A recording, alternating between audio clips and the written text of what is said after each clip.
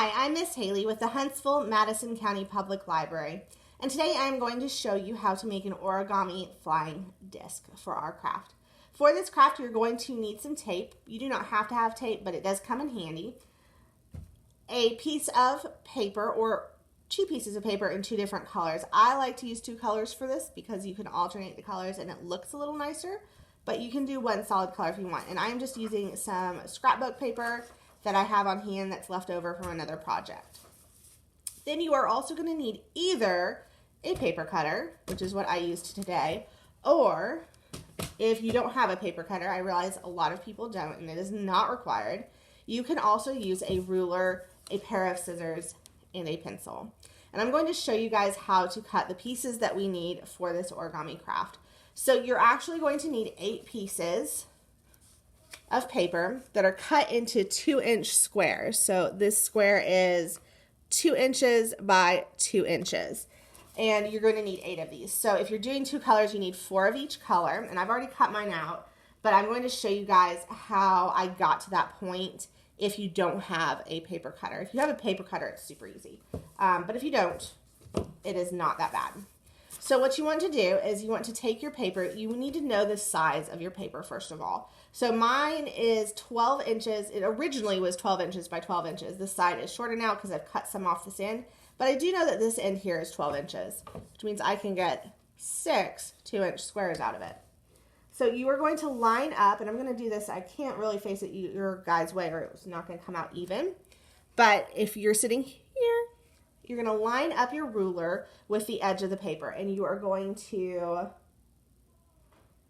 actually let's do it this way first. We're going to line our ruler up with this edge of the paper. We're going to put the 2-inch mark at the corner of the paper where it ends, and I'm going to put a little bit of a mark right here at the 0 point where the end of my ruler is. And then I'm going to do the same thing over here, except I'm going to measure from this side, because if I measure from this side, then my marks are off, and that's not good. So this time I'm going to put my ruler here. The 0 mark is lining up with the edge of the paper in the corner, and I'm going to put a mark at the 2, because again, I want a 2-inch line. So then I am going to line my ruler up with both pencil marks. I definitely recommend using a pencil for this rather than like a pen or anything. It's just, you're going to have neater marks. You can erase them too if they show up. Although, if you're using white paper with color on the other side, they'll be tucked inside anyway, so you shouldn't see them. You're just going to draw a line along there. And now we know that this strip of paper here, between the edge and the line, is 2 inches wide. So now, here's the time where we're doing this. We're going to line our ruler up with the end of the paper along that edge. We're going to make sure our end and this edge is lined up with the end of the ruler, which you can barely see on the corner of my camera there. And we're going to make marks every 2 inches. So at the 2, 4, 6, 8, and 10, and then of course 12 is at the end. So then we're going to come up a little bit and we're going to do the same thing along our line. Make sure that your ruler edge here is lined up with this edge of the paper so that you are even. Otherwise your marks might be a little bit off, and it's not the end of the world if they are a little bit off. You can kind of correct that as you go. And again, you're just going to make marks every 2 inches. So 2, 4, 6, 8, and 10. And then the same thing that we did with the big line, you're just going to connect your 2 lines.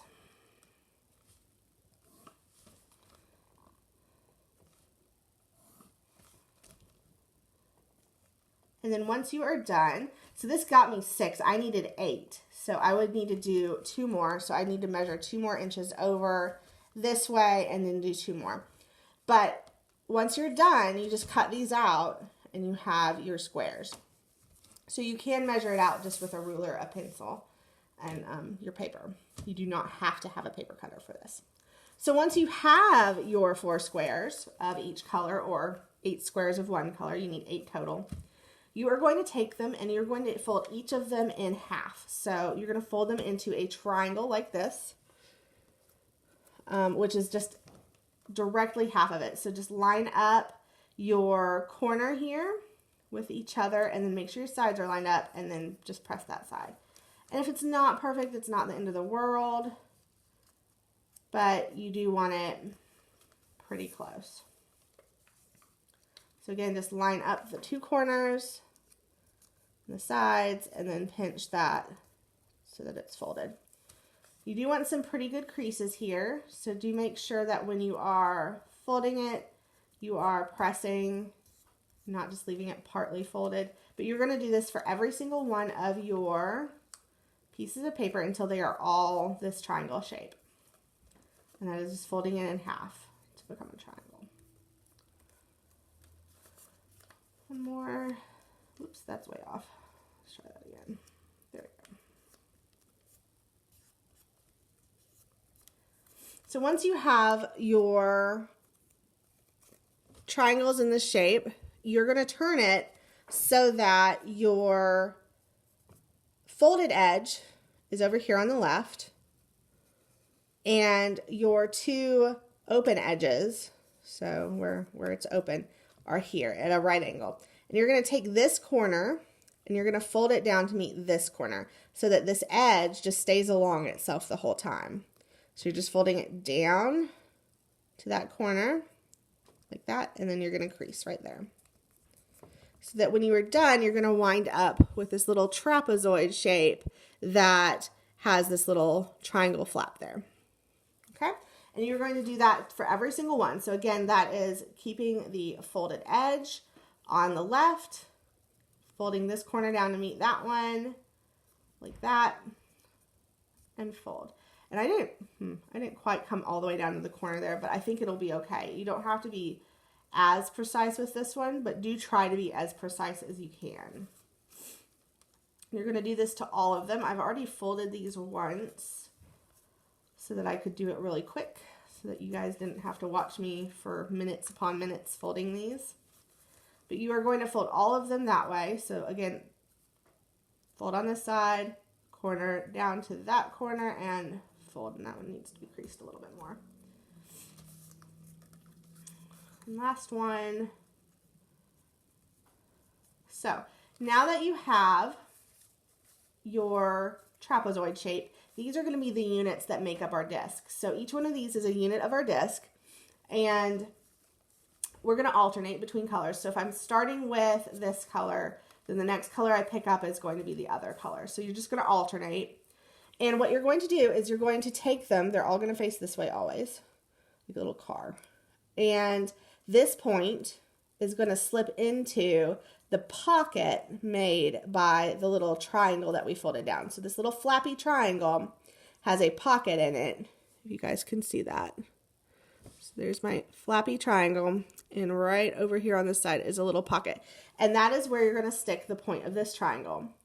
And this edge is going to go along inside the edge of this part of the triangle. So, like that.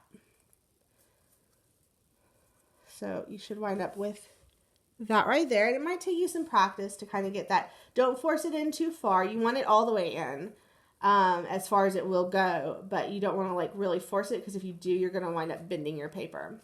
So I'm going to pick up my next color. I'm going to open that little flap, and I'm going to slide it in. And again, this edge right here is going to line up with this edge here, and this edge is going to line up with that one. So I'm going to do this really close. Slip it in like that. And you're going to keep doing this all the way around. Just alternate your colors. And if you mess up, if you grab the wrong color, just pull it out again. They come out really, really easily. Until you tape it, it is not very secure. And keep alternating and keep slotting in the pieces into that little triangle flap until you get, see, I forced that one a little too much and it bent, until you get to the end. So once you are at your last piece, and you should start seeing it form an octagon shape when you're done, but woo, you can see how floppy it is. Once you are done, hold this one in one hand and bring this one up and around, and you're going to slot this into that same, it's the same thing we've been doing. We're just connecting the two ends. And then you should have an octagon shape. So it has 8 sides, and it looks like this. And you can throw it like a Frisbee. You can use, I'm using a pretty lightweight scrapbook paper because I wanted it to be like paper you might have at home, like computer paper.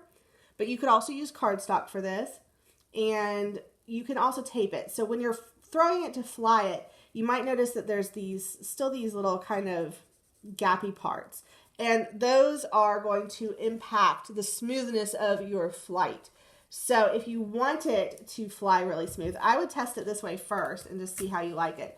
But if you want it to fly really smooth, you can take it, just decide which side is the back and which side is the front, whichever one you like best, and tape down all of those edges just with a small piece of tape. So it's just like a little rectangle of tape, and tape down each of these little edges. So you should need 8 pieces, because there should be 8, or maybe it's 7.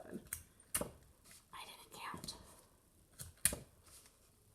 But tape them down, and that way those little flaps aren't going to come up when they're flying through the air, and it will fly a little smoother. And you can even do it on both sides, because there is still a little bit of a flap right here. But I find that one side really kind of does the trick on that. And that is your flying disc. Let me see if can I get mine to do it? Ooh, not bad. And you have your flying disc, and you can play with it, and you can make tons of these. They're super duper easy. Once you've done it once, you can just make a million of them if you wanted to. But I hope you had fun, and I hope you make lots of these. If you want to send them to us, we would love to see what you make. You can send them to Facebook. Our Facebook page is Huntsville Madison County Public Library, and we would love to hear from you. Thank you.